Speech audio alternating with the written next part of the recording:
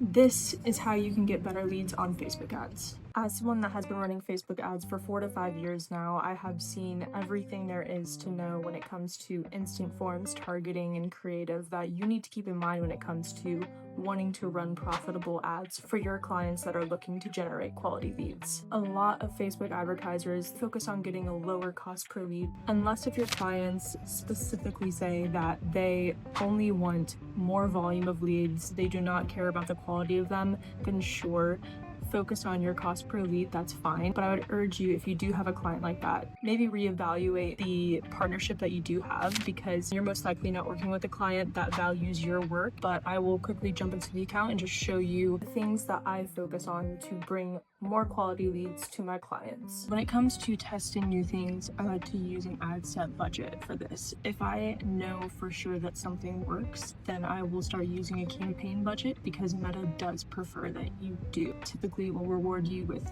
lower cost, more results, but again, I only use that once I know my setup is fully optimized. So I start with ad set because it gives me a bit more control, and I'll go next here, and this is where I select instant forms. So you do have the option when you run lead generation ads to use a website or instant form. So instant forms are going to be on the Meta platform, and Meta again will reward you for using this compared to bringing someone to a website, because what you're doing is you're keeping people on the platform that you decide to put these instant forms on. So what you can do here is just select instant forms. Performance goal here is automatically going to be to maximize the number of leads. If the goal is quality leads, we're going to want to select the conversion leads. But the only way that conversion leads is going to work is if you have your client's CRM attached to the ad account. So I'm not going to go over that in this account. That would take ages, so I will create a whole other video on that.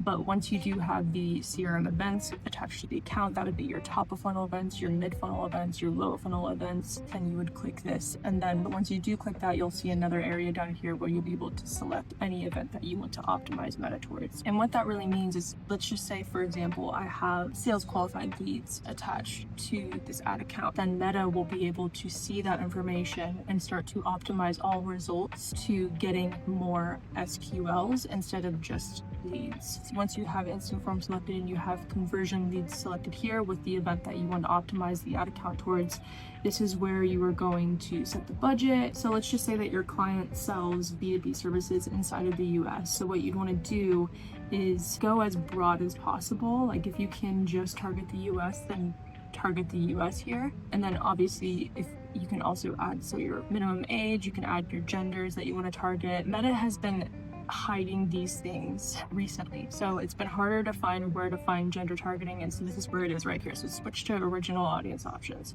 So you click this. This is actually what I've been doing recently with one of my clients, because we found that using, like, getting more detailed on the audience that we want to reach has been better compared to what I've done before from other clients, which is using broad targeting. So broad targeting does work in their account, but it has to have a instant form that has conditional logic attached so that you can automatically qualify, disqualify people that come into a form and they just don't make sense to be a customer. So again, let's just say, for example, I'll do like the US here, 18 to 65. Now we can target by gender, advantage, detailed targeting.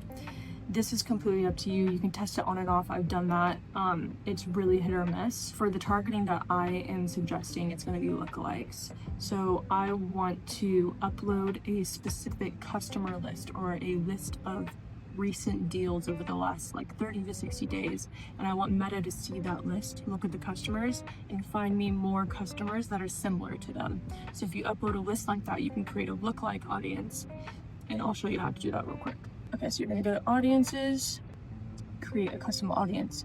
You have a ton of options here, but to create a lookalike, you can do a few different things. I mean, you can create a lookalike audience from a website, you can create it from app activity. There's, again, many things to choose from, but for this example, we'd want to upload a customer list. So in the example I said, it would be a list of closed deals, just customers over the last 30 to 60 days. So you would click next, and then this is where you would upload that list. Once you upload the list, it will start to process in this area, and then you can create a lookalike from that list, and you'll be able to select the audience that you uploaded and create a lookalike. So you'll see 1, 2, 3 all the way to 10% in lookalike audiences. You would think that the higher the lookalike, the better, but that is just not the case. A 1% lookalike is going to be the closest to your recent customers that you uploaded in that list.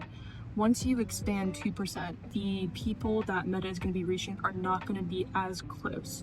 So then once you get to 10%, the people Meta is going to be reaching, your target audience is just not going to be the same. It's not going to be getting as accurate of results as it should be whenever you get a 1% in there. So you select 1%, I always start there, and then you create the audience. And then I would then go back to Ads Manager and select that lookalike audience inside of the ad set level once it's ready to go. And it should take about 24-ish hours for that to be processed. All right, so then you're gonna go to your ad level.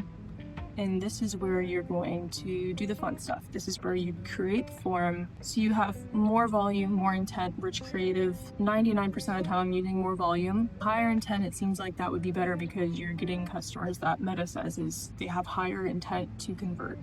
And I've tested that compared to more volume, and I haven't found there to be a huge difference between the two.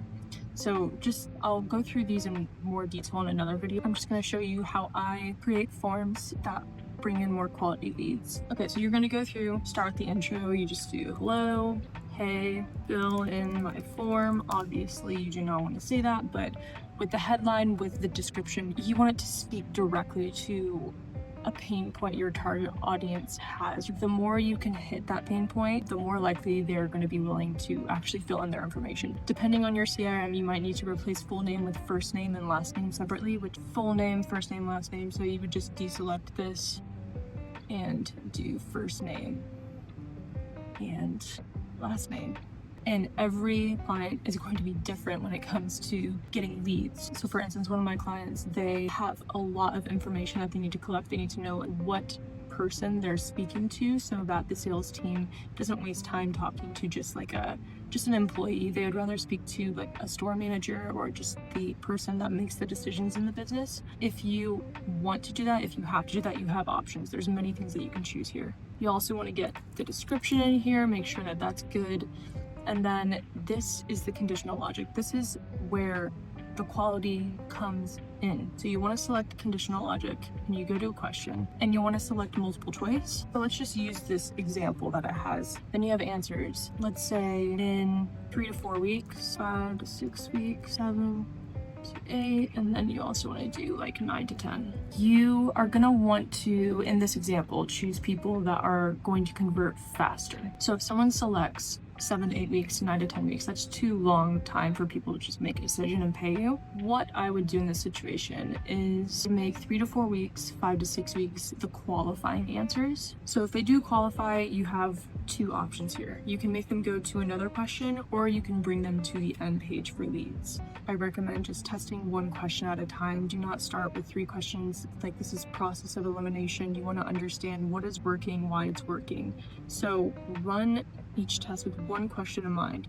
If you find that it works great compared to your control, so a lead form that doesn't have a question in it, then you know, okay, great, this question worked. Maybe I can add another question here to qualify people even further. But in this example, let's just press submit form, and it's going to be the end page for leads. And we're going to go to submit form for this one, end page for leads. And then for 7 to 8 weeks, we would choose close form. That's end page for non-leads. Close form for this one, end page for non-leads. So I'm not going to go through the details of like this page, it's just the privacy policy, but this is where you're going to see the end pages for the leads and then the non-leads. So end page for leads, you have a few options. So you are going to want to personalize that headline, you're going to want to personalize that description, and you're most likely going to want these people to start to book a call with your sales team. So you can either have them call the business directly, or you can direct them to the website. You also have these options right here. If you live in Europe, you might want people to go to WhatsApp directly because that's very heavily used. But for this example, let's just click go to website, and then you'll put the link for people to book a call with your sales team here with the call to action. And the end page for leads, what I usually do here is I just put put a link to the website. I'll just be like, here, I'll be like, thank you for your interest. And then the description will say something along the lines of, based on your answers, you're just not going to be the best fit for us. Take a look at our website, and then you'll place the link right here. And a question that I've had before is Meta going to charge you for the people that come to your form but that you do not submit the details? And the answer is no. You're only going to get charged when someone clicks to submit their information. And the only way that they're going to be able to submit that information is if they qualify with these two answers. If they click these two answers, they're just going to be sent directly to this ending page. They're not going to have the options to fill in their personal information. So it saves a lot of money, it saves a lot of time, and it saves a lot of headache for the sales team because they already have so many things going on. I'd recommend you try this out and let me know how it works for you. I'm also on the ad level too, so you're gonna wanna make sure that you add your creative in here, and that kind of brings me to my next point. It's like, you wanna make sure your ad creative is optimized. You wanna be testing different formats, so images, carousels, videos. I will say, for lead generation specifically, I found that carousels just do not do very well, and if that's not the case for you, let me know, because I'd be very interested to hear what kind of carousels you've been creating. But so images, videos, those are probably going to be your best bets here. And just so you're not wasting any time, I recommend, like, no matter how much you're spending, for the first time you launch these ads for your client, just create 5 to 10 creatives, because it's going to give you your answers faster. What type of creative converts best? And then you'll be able to play around with messaging a bit. Creative that I've actually been finding works really, really well recently is using, just like if you have an iPhone, so your notes app, and going in and typing like 3 to 5 different messaging points. They tend to do really well if you find a messaging point that resonates with your target audience. But you want to make sure that you are speaking on your client's target audience's pain points. If you're just creating ads that are super spammy, you're gonna scroll past them and you're gonna be wasting your client's money. You want to make sure that you are fully optimized with creative, and I'm more than happy to do a full video on creative, so let me know if that's something that you would like me to do. But these are like the 3 main things that I find make the biggest difference when it comes to having more quality leads on Facebook ads. Again, it's going to be the targeting, so using those lookalike audiences. Sometimes they're going to work for you, sometimes they're not. That's just what has helped me the most, is the lookalike audiences with lead generation ads. Also test broad targeting. Broad targeting can work great if you have that form that qualifies and disqualifies people. It still saves a bunch of time. You can also test interest targeting. I found that sometimes works great. And then also have that Insta form that has the conditional logic, so that you are qualifying, disqualifying people, saving yourself time, saving the sales team time, and just minimizing headaches all around. And then also just the creative as well. Okay, so if this video was helpful, give me a comment. If you have any questions, again, comment below. I can help you out there. I have an Instagram that I'm very active on, so I've been posting every single day there. I'm posting on Twitter or X, so give me a follow there. I'm just posting a lot about lead generation, freelancing, SMMA versus freelancing. Like, there's just so many things that I have on my mind that I want to share with other people that may be going through the same exact thing, because lead generation, it's my bread and butter. Like, I love what I do, and if you want to be a freelance advertiser, like, this is just a great place to start. And I look forward to helping you along with this freelance journey, or just helping provide more Meta ads, TikTok ads information for you as a freelancer.